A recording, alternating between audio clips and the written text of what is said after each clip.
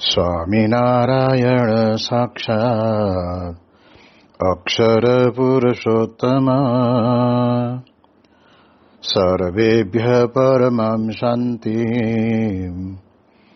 આનંદમ સુખમર્પયેત. શ્રી સ્વામિનારાયણ ભગવાનની જય. શ્રી અક્ષર પુરુષોત્તમ મહારાજની જય. શ્રી ગુણાતીતાનંદ સ્વામી મહારાજની જય. શ્રી પ્રમુખ સ્વામી મહારાજની જય. શ્રી મહંત સ્વામી મહારાજની જય. પ્રગટ ગુરુહરિ પરમ પૂજ્ય મહંત સ્વામી મહારાજની આજ્ઞા અને આશીર્વાદથી આપણે બધાય નિત્ય પ્રાતઃ કથાનો લાભ લઈ રહ્યા છીએ. આજે આપણા માટે મે મહિનાની 17મી તારીખ અને શુક્રવારનો મહાપવિત્ર દિવસ છે અને 1249મો દિવસ થાય છે. અને કહત હૈ સહજાનંદ એ વિષય ઉપર 900મો દિવસ થાય છે.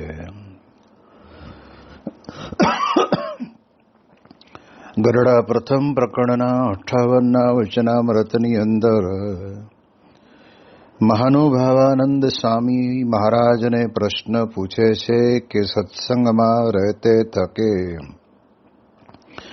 જેટલા અવગુણ હોય તે સર્વે નાશ પામી જાય અને દિન દિન પ્રત્યે ભગવાનની ભક્તિ વૃદ્ધિ પામતી જાય એનો શો ઉપાય છે? કેવો અદ્ભુત પ્રશ્ન છે કે પહેલું તો આપણને સમજાવવું જોઈએ કે મારામાં જ્યાં જેટલા અવગુણ છે એ અવગુણનું દર્શન થવું જોઈએ. નહીતર ઘણી વખત શું થાય છે કે આપણને આપણામાં રહેલો અવગુણ આપણને અવગુણ નથી લાગતો, પણ કહેવાય છે કે ઘણી વખત એવું માને છે ઘણા બધા કે એ તો મારો ગુણ છે અને ગુણ સમજીને મેં રાખ્યો છે, પણ અવગુણ છે એ જીવનની અંદર આપણને ખૂબ પરેશાન કરે છે અને સામી વ્યક્તિના જીવનની અંદર પણ ગુણિયલ હોવા છતાં એ સંત કે હરિભક્તની વિશે પણ આપણામાં પડેલો અવગુણ છે. એવા જ અવગુણ એમાં વિશેષ કરીને આપણને દેખાતા હોય છે. એટલા માટે થઈને અવગુણને જાણી રાખવો પડે કે આ અવગુણ મારામાં પડ્યો છે. એટલે ગઈકાલના દિવસની અંદર આપણે આના વિશે વિશેષ વાતો કરી હતી. હવે એ જેટલા અવગુણ હોય નાશ પામી જાય. સ્વામી કહે છે કે આ અવગુણ કેવા છે કે નાશ પામતા નથી, પણ આપણે જ્યારે એને દબાવીને રાખીએ ત્યારે આપણને એમ લાગે કે મારામાં ક્રોધનો અવગુણ હતો એ પણ નાશ પામી ગયો છે. નાશ તો ક્યારે પામ્યો કહેવાય કે સ્વામી કે ગમે તેવી વાટાઘાટોની અંદર પોતાનું મનનું ધાર્યું ન થાય તે વખતે પણ એને ક્યારેય પણ ક્રોધ ન આવે, અથવા તો બધાની વચ્ચે એને એવો વિચાર પણ ન આવે કે આ લોકો મને જેમ છે તેમ સમજી શકતા નથી, હું જે કંઈ કહું છું એનો એ લોકોએ વિચાર કરવો પડે. આવું આપણા અંતરની અંદર પડેલું હોય છે અને એના કારણે કરીને એ નાશ પામ્યો ના કહેવાય. ભલે કદાચ આપણે જાહેરની અંદર બે શબ્દ કટુ બોલીએ નહીં, પણ અંદરમાં પડ્યો છે એટલે નાશ. એટલે સ્વામી કહે છે કે આપણામાં એ નિર્મૂળ થઈ જવું જોઈએ. કોઈ જાતનું ગમે તેટલું એને ખેતરની અંદર કહેવાય છે કે એ જે છોડને આપણે નિર્મૂળ કર્યો છે એ છોડને ગમે તેટલું પાણી પાઈએ, ખાતર નાખીએ તો પણ કહેવાય છે કે ઉગવાની કોઈ આશા નહીં. એમ આપણામાં પડેલો જે અવગુણ છે એ અવગુણને પણ આપણે જાણી રાખવો પડે કે આ અવગુણ મારામાં મેં બહાર દેખાય એવી રીતે નથી રાખ્યો, પણ અંદર તો પડ્યો છે. એટલે થોડું ઘણું મનોબળ રાખીને દબાવી દે છે. દબાવેલું છે ને ક્યાં સુધી રહે કે જ્યારે ઘણી વખત કહેવાય છે ને કે જેમ તળાવમાં પાણી ભરેલું હોય ત્યાં સુધી તો પાણી ઘણું બધું આમાં આપણને દેખાય, પણ તળાવની પાળ ફાટે ને એટલે જેટલું પાણી ભરેલું હોય બધું જ બારો નીકળીને કંઈકના ખેતરોની અંદર ઉભેલા મોલને ભયંકર નુકસાન પહોંચાડી દે. આપણને લાગે છે કે પાણી તળાવમાં ભર્યું છે તો 12 મહિના સુધી આપણે ઢોર ઢાંખર અને પીવા માટે આપણને કામમાં આવશે, પણ તળાવ ફાટે એટલે પરિસ્થિતિ વિપરીત થઈ જાય છે. એમ આપણામાં પડેલો જે અવગુણ છે એને આપણે દબાવી રાખીએ, પણ ક્યારેક એવી વિચિત્ર પ્રકૃતિના કારણે કરીને દબાવેલો અવગુણ છે ને એ અવગુણ પાછો ઊભો થયા વગર રહે નહીં. એટલે નિર્મૂળ થઈ જવો જોઈએ. જેમ આપણે કહીએ છીએ કે ગુણાતીત સત્પુરુષોના જીવનની અંદર એમનામાં રહેલા જે નાના મોટા સ્વભાવ પ્રકૃતિ આપણને દેખાય છે, પણ બાહ્ય દ્રષ્ટિએ આપણે જોઈએ છીએ, પણ એમને અંતરની અંદર એ દોષ માત્રથી પર છે ને નિર્મૂળ થઈ ગયેલા છે. યોગીજી મહારાજ ઘણી વખત પોતાનું આપણને સ્વરૂપ ઓળખાવતા વાત કરીને કહેતા ને કે ક્રોધ જેવો દોષ તો અમારી દુકાનમાં મળે જ નહીં. હવે જ્યાં દોષ જ નથી ત્યાં આગળ તમે ક્રોધને ગોતવા જાઓ તો મળે નહીં. એમ અહીંયા આગળ મહારાજને મહાનુભાવાનંદ સ્વામી પૂછે છે કે મહારાજ, સત્સંગની અંદર રહીએ છીએ અને જેટલા અવગુણ અમારામાં છે એ બધા નાશ પામી જાય. એક અને બીજી વાત આપણને વાત કરતા કહે છે કે દિન દિન પ્રત્યે ભગવાનની ભક્તિ વૃદ્ધિ પામતી જાય એનો શો ઉપાય? એટલે અહીંયા જોઈએ તો આપણને એક પ્રશ્નની અંદર 2 પ્રશ્ન આપણને સમજાવે છે. અવગુણની વાતો તો આપણે ગઈકાલે પણ ઘણી કરી હતી,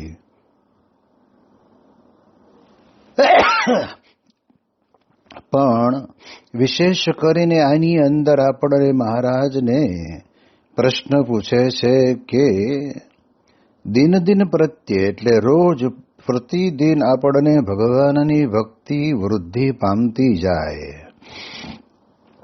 કારણ કે ભગવાન ભજવા એટલે ભજભક્તો એટલે કહેવાય છે કે ભગવાનનું ભજન કરવું, ભગવાનની સેવા પરિચર્યા કરવી, જેને આપણને ગરડા પ્રથમ પ્રકરણના 40ના વચનામૃતની અંદર 9ધા ભક્તિ કઈ છે. એવી ભક્તિ આપણામાં દિન દિન પ્રત્યે વૃદ્ધિ પામવી કેમ પામે?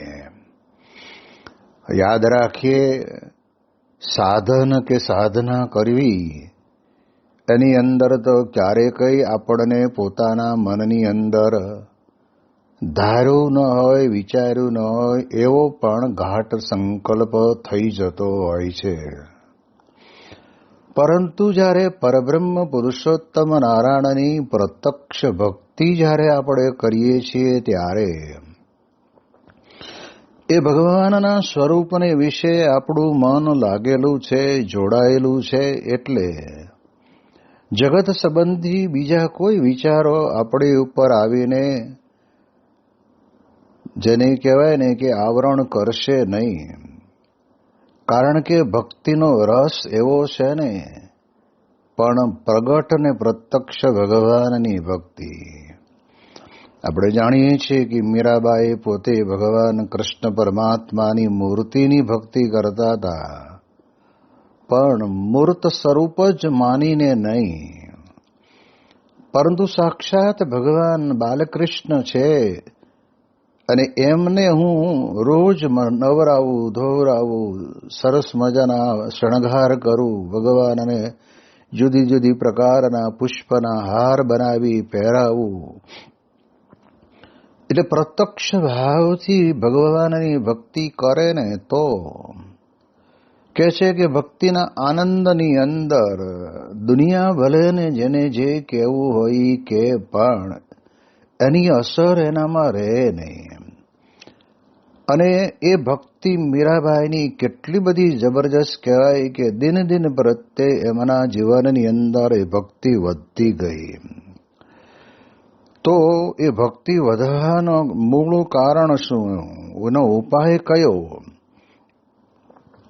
આપણે જાણીએ છીએ કે જેની પાસે લાખ રૂપિયા હોય એને એવો ઈચ્છા રહે કે આવતે વર્ષે કમાણી કરશું એટલે બીજા 2 લાખ આવશે, એટલે મૂડીમાં આપણે ત્યાં 3 લાખ થશે.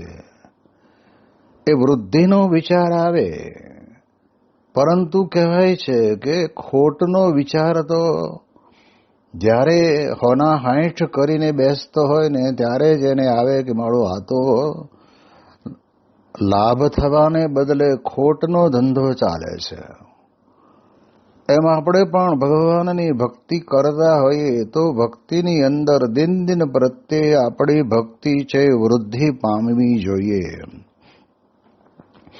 એટલે વૃદ્ધિ પામવી એટલે શું કે વિશેષ દ્રઢ શ્રદ્ધા અને વિશ્વાસથી જેટલી આપણે ભક્તિ કરીએ એ ભક્તિની અંદર સ્વચ્છતાપણું આવે. એમાં આપણને કોઈ પણ પ્રકારનો ભગવાન કે ભગવાનના સત્પુરુષને વિશે મનુષ્ય ભાવ પણ ના આવે. ચરિત્ર ભગવાન ગમે તેવું કરે તો પણ એ ચરિત્રની અંદર મનુષ્ય ભાવની ભક્તિ કરતા કરતા, જેમ સુખદેવજી મહારાજ પોતે ભાગવતની કથા કરે છે એટલે કહેતા કે કથાનું શ્રવણ કરાવે છે, તો એ પણ ભક્તિ છે. પણ એ કથા કહેતા કહેતા ભગવાન વેદવ્યાસજીએ શ્રીમદ ભાગવતના 10મ સ્કંદની અંદર રાસલીલાની જે અદ્ભુત કથા લખી છે એને જ્યારે સંભળાવે છે ત્યારે એમના અંતરની અંદર, મનની અંદર કોઈ દિવસ ક્યારેય એવો વિચાર આવ્યો નથી કે ભગવાન થઈને આવું કેમ કરે.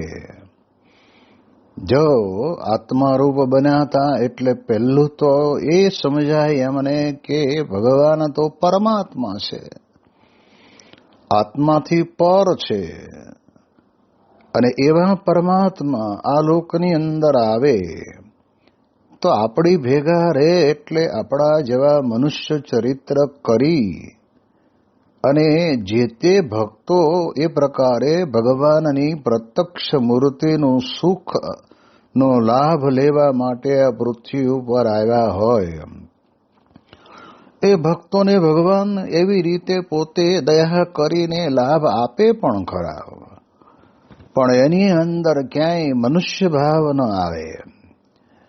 અને એટલે જ કહે છે ને કે પરીક્ષિત રાજાને શંકા ગઈ પણ સુખદેવજી મહારાજને ના ગઈ. એમ આપણા ગુણાતીત ગુરુવર્યોના જીવનની અંદર પણ આપણે જોઈએ તો અક્ષર બ્રહ્મ ગુણાતીતાનંદ સ્વામીને મહારાજ જે ચરિત્ર કરે તે ચરિત્રની અંદર એ અખંડ દિવ્ય ભાવ, કારણ કે બ્રહ્મ અને પરબ્રહ્મની જોડી છે. બ્રહ્મ છે એ પરબ્રહ્મની અંદર જ રમમાણ રહેતા હોય છે અને બ્રહ્મ છે એ જ પરબ્રહ્મની સાથેનો અતિશય નિકટનો નાતો ધરાવે છે. એટલે આત્મા રૂપે પોતે વર્તતા હોય અને પરમાત્મા તો સ્વયં સાક્ષાત પુરુષોત્તમ નારાયણ છે. એટલે એમને મનની અંદર ક્યારે પણ એવો વિચાર આવે જ નહીં અને આવ્યો પણ નથી. મહારાજે જ્યારે જ્યારે જે આજ્ઞા કરી તે આજ્ઞાની અંદર ગુણાતીતાનંદ સ્વામી પોતે એક ધારી આજ્ઞા પાળીને ભક્તિની અંદર વિશેષ વૃદ્ધિ થતેલી આપણને દેખાય. પછી ભક્તિ સંબંધી જે કંઈ ક્રિયા કરવાની હોય તો જેમ કહેવાય છે કે જુનાગઢની અંદર ગુણાતીતાનંદ સ્વામી પોતે કથા વાર્તા કરતા હતા અને તે વખતના સમયની અંદર ઘી વેચવા વાળો એક માણસ ત્યાં આવ્યો હશે. એટલે ઘી ગોળના કોઠારનું સંભાળનાર સંત સભામાં બેઠા હશે અને ત્યાંથી ઊભા થઈને ગયા અને ઘી જોઈ લીધું. જોયા પછી ઘીવાળાની પાસે ત્યાં બેઠા અને થોડી વારમાં ત્યાં આગળ સ્વામી પાસે જઈને કહ્યું કે સ્વામી હવે કથા પૂરી કરો અને આ ઘીવાળો ઉતાવળ કરે છે. ત્યારે ગુણાતીતાનંદ સ્વામી કે એને જવું હોય તો ભલે જાય, બીજો આવશે, પણ કથા થોડી બંધ કરાય.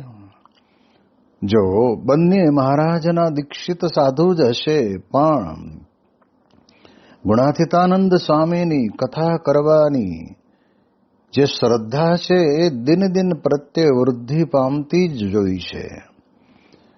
એટલે યોગીજી મહારાજ પોતે એમના અમૃત પ્રવચનની અંદર કહે છે ને કે મહારાજ અને સ્વામીએ એટલી બધી વાતો કરી છે કે આખું બ્રહ્માંડ ભરાય એટલી વાતો કરી છે. હવે આપણે તો સ્વામી કહે કે ગુણાતીતાનંદ સ્વામીની વાતો 7 પ્રકરણની આપણે વાંચવાનું ચાલુ કર્યું હોય તો રોજ એક પાનું વાંચીએ તો એ લાંબા સમય સુધી ચાલે અને પૂરું થાય એટલે એમ તક ચાલો હવે વાતો વંચાઈ ગઈ. પણ આ તો ગુણાતીતાનંદ સ્વામી તો કહે છે કે આ વચનામૃત 5 જે કીધા છે એ 5 વચનામૃત તો કાયમ આપણે સાંભળ્યા કરીએ. હવે મહારાજે એવી અદ્ભુત વાતો કરેલી છે એ વચનામૃતોની અંદર, એટલે એમને કોઈ દિવસ તૃપ્તિ થતી જ નથી.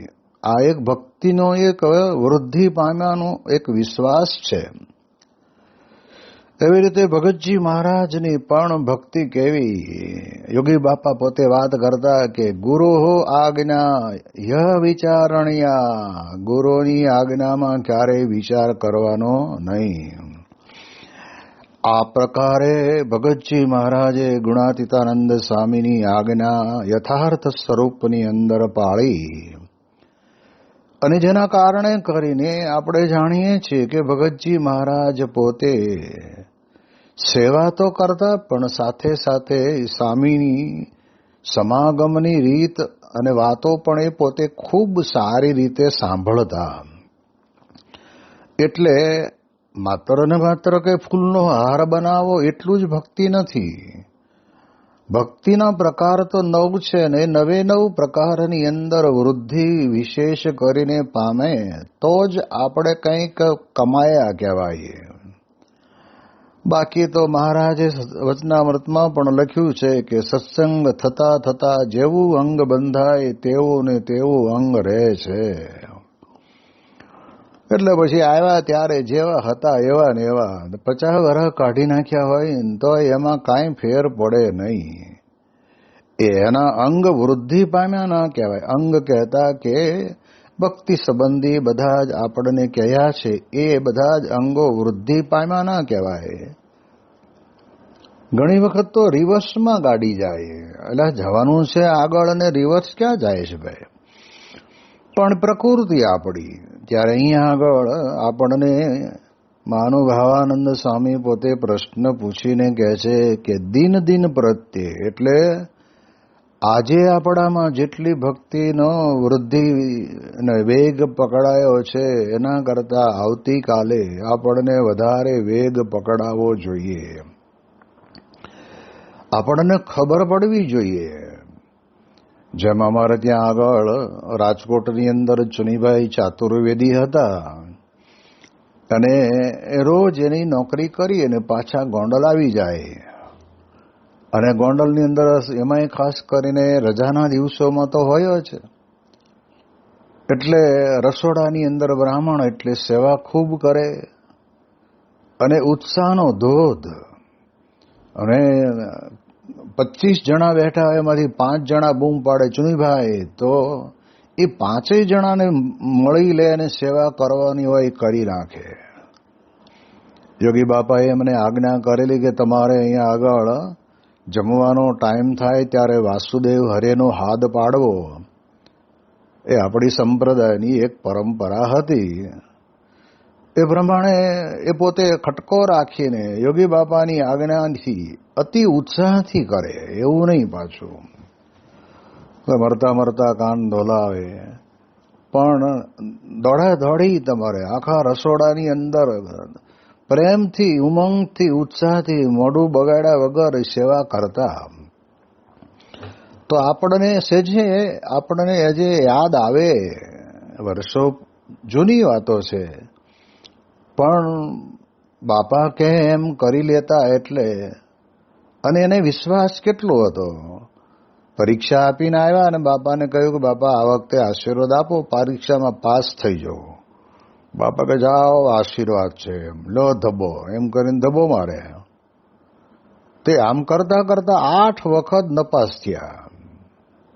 8 વખત નપાસ, 9મી વખત ધબ્બો લીધો તોય કોઈ દિવસ બાપાને એમ નથી પૂછ્યું કે બાપા આપ ધબ્બો આપો છો પણ નિષ્ફળ જાય છે, તમે કઈ અંતરથી સાચા આશીર્વાદ આપતા હોય એવું લાગતું નથી. એવું નહીં, પણ એ એમ કે મારે ભલે નપાસ થયો પણ 9 વખત ધબ્બો ખાવાનો તો મળ્યો ને મને.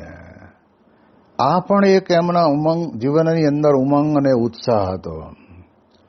એમના પિતાજી પણ બોટાદની અંદર શાંતિલાલભાઈ ચાતુર્વેદી, બહુ જૂના હરિભગત, શાસ્ત્રીજી મહારાજ, નિર્ગુણદાસ સ્વામી, યોગી બાપા, એ જ્યારે પણ ટ્રેનમાં આવવાના હોય અને એમને પોસ્ટકાર્ડનું પત્તું મળ્યું હોય તો અવશ્ય આખા બોટાદની અંદર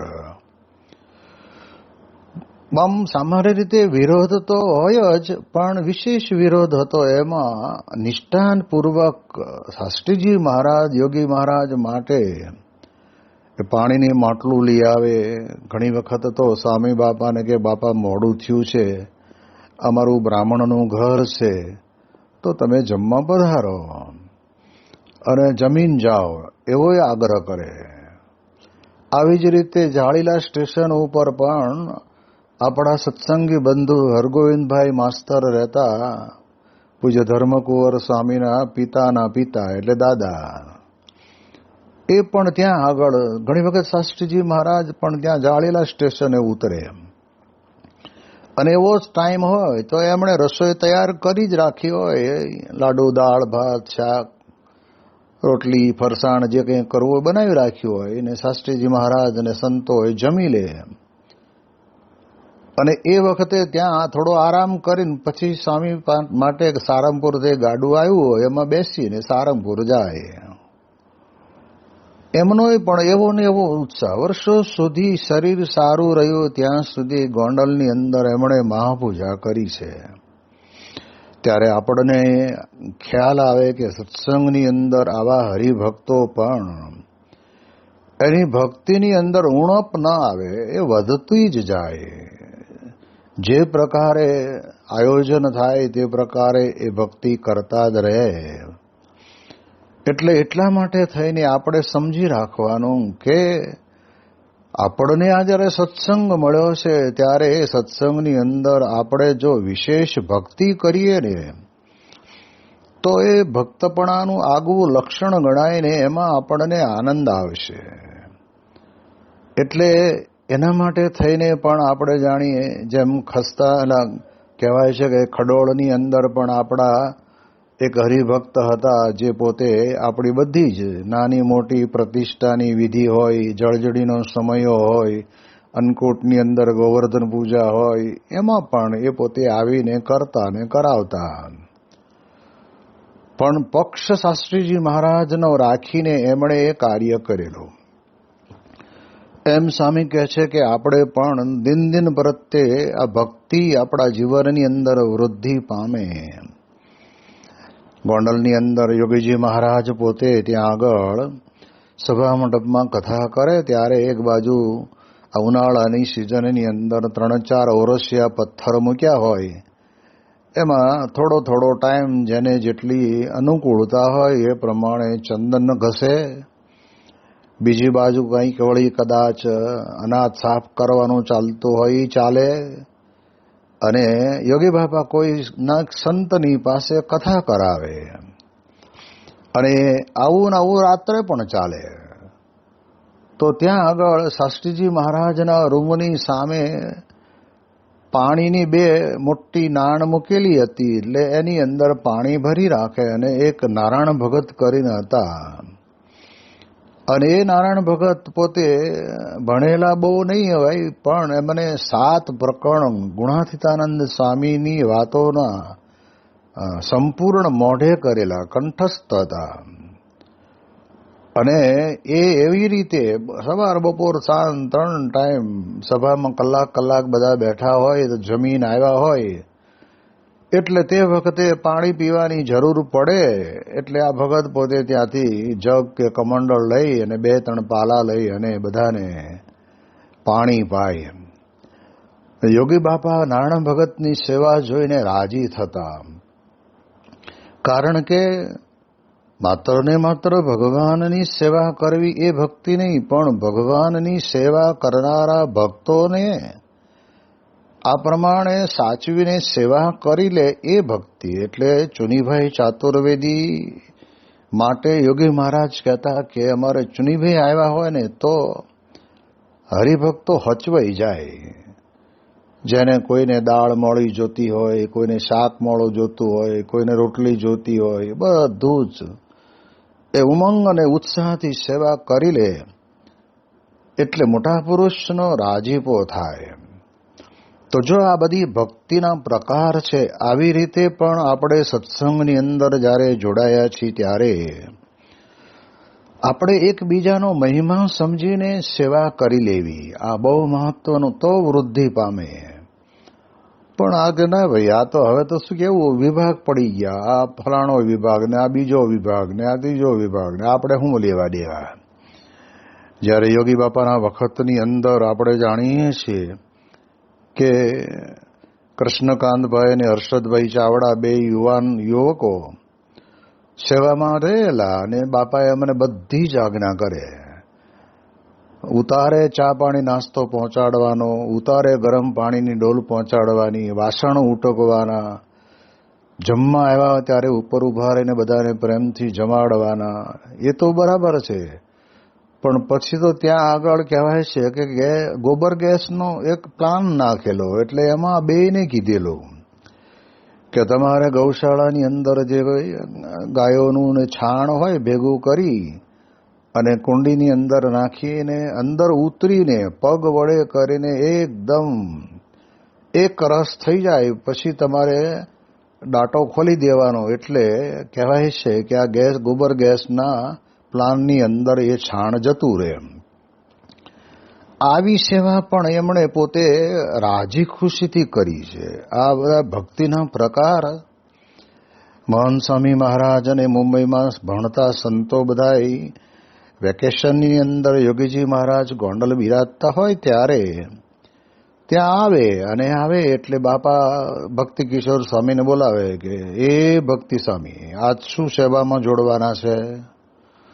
એટલે ભક્તિ કિશોર સ્વામીને જે કંઈ સેવા બાકી હોય કે, નહીતર કે સ્વામી આપણા ખેતરમાં કાંકરા બહુ છે, એટલે અનાજ વાવવામાં હાથીડું ચલાવવામાં તકલીફ પડે તો કાંકરા વીણી નાખીએ તો બાપા કે બહુ સારું. અને પછી આ બધાય ભણેલા ગણેલા અને મુંબઈમાં ભણતા સંતોને મહંત સ્વામી, ડૉક્ટર સ્વામી, કોઠારી સ્વામી, ત્યાગોલત સ્વામી, ઈશ્વર સ્વામી બધાય ત્યાં આગળ જાય અને બેહીને કાંકરા વીણે. હવે કાંકરા વીણાવે ને એ પણ સત્પુરુષ પોતે એમની પાસે એ ભક્તિમાં વૃદ્ધિ પમાડવાનું કામ કરતા. તો જો આપણે યાદ રાખવાનું કે સ્વભાવ અવગુણ તો આપણા બધા નાશ પામે, પણ સાથે સાથે આપણી ભક્તિ પણ વૃદ્ધિને પામતી જાય. એના માટેનો મહાનુભાવાનંદ સ્વામીનો પ્રશ્ન છે અને એ પ્રશ્નનો ઉત્તરની અંદર મહારાજ આપણને જે કંઈ વાત કરવાના છે એ વાતને આપણે આવતીકાલે સાંભળીશું. શ્રી સ્વામિનારાયણ ભગવાનની જય.